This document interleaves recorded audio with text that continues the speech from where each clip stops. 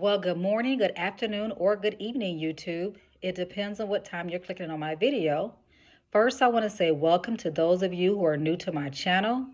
For those of you who are subscribers to my channel, I want to say thank you for your continued support. Today, I'm here to do part 2 of my 3-part series on getting to know Dr. Oz. In video 1, I talked about my family. Today, I will talk about my career. You know, that thing that pays the bills. I work at the University of Wisconsin-Whitewater. Hey, here we go. Warhawks. We bleed purple on our campus. This is my 9th year on campus. I cannot believe I've been there 9 years. This is the longest job I've had, but I do love it. When I first came to UW-Whitewater in 2012, it was to be a faculty member in the College of Education and Professional Studies. I taught in the special education department. Before becoming a faculty member, I was actually a high school special education teacher. I went on to get my master's degree and then my PhD in special education, and that afforded me to become a faculty member. So as a faculty member, I taught students who wanted to be special education teachers, those who want to be elementary ed teachers but want a minor in special education. I had students who were social work majors, psychology majors. I just had a very diverse group of students, but the majority of the students I taught were those who wanted to be teachers.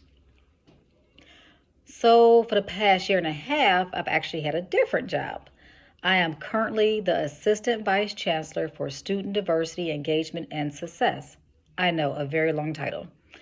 But for the first 6 months of my job, I was actually interim. And interim means I was a person basically standing in the gap until a permanent person was selected. I applied for the job. I competed against people who applied for this job from all across the country.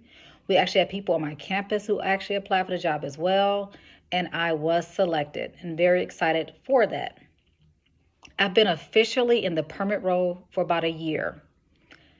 With this very long title, my responsibilities are I oversee TRIO programs, and what TRIO programs are programs that the federal government give us money for to support first generation, unrepresented, and minority students.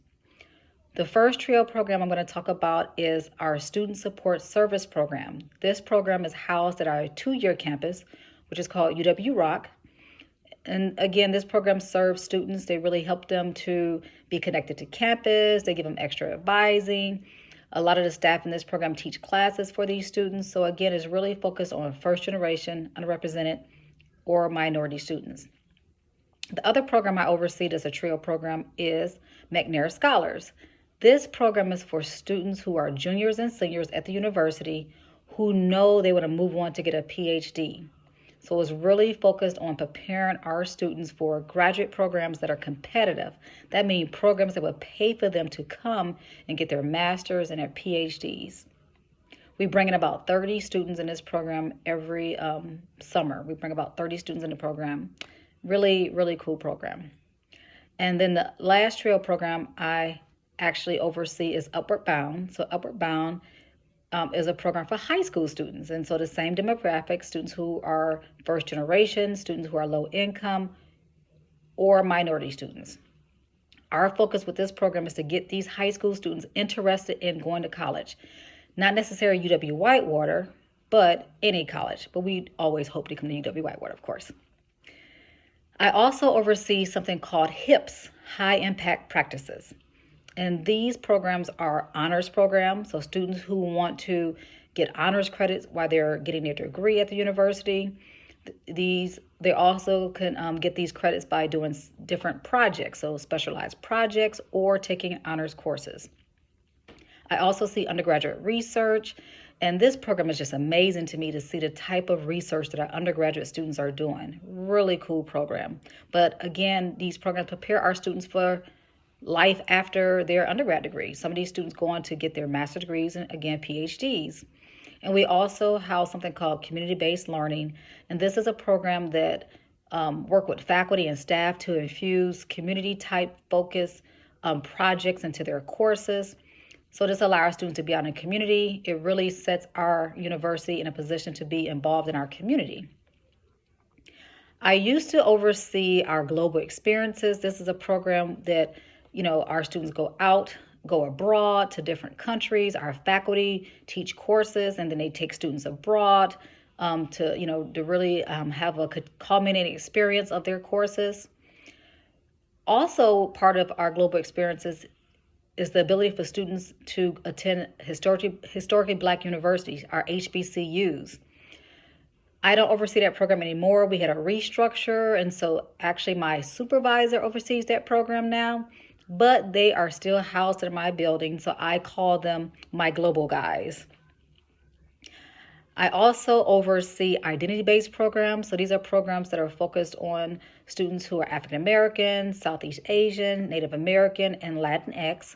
So with these programs, we have affinity groups. So we have activities for students who identify racially with these programs, but anyone can attend these programs. We have lecture series, we have study tables, we have different type of activities. We do holiday celebrations for these groups of students. And so again, it's just a way to keep students connected, to have a little bit of culture on our campus, because we are a traditionally white university. So this is a way for us to have programs and really support our students who identify in one of these minority groups. We have our academic network, and this is a program that really gives students a little extra advising, but we also connect students to resources across campus. So if we have a student who's struggling in an area, they need some financial resources, we help connect them. If a student really needs to work with someone in housing, or if they need to talk to someone in dining, if they need some support in a class, we really just try to focus on connecting them. We also connect them to emergency funds. So let's say a student car breaks down and they need to get to their student teaching placement or their internship. But if they don't get to this internship, they won't be able to finish the semester.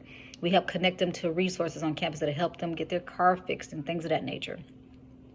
We also oversee several monies that comes in from our system or from donors. So one of those programs is our Lawton Grant. This is money that comes from our UW system for undergraduate students who are first generation, low income, but it really focuses on the students who are low income. And so this money comes in, they have to have a certain GPA, but as long as they maintain a GPA and get involved in some of the activities on campus, they are able to receive this money to help them with their tuition. We also have a program called Fund for Wisconsin Scholars. This is a program that's really created by a couple that has a lot of money and big hearts. And so this couple gives quite a bit of money every year to all of our 4-year system schools here in Wisconsin, our public schools. And it's really to decrease the amount of money that students have to take out in loans. So this money is given to students randomly. So the only requirement, it really is being eligible for financial aid. So as long as the student is eligible for financial aid, their name is put into a pot, and so many students are drawn from this pot every year, and they are supported for about 4 years of their education.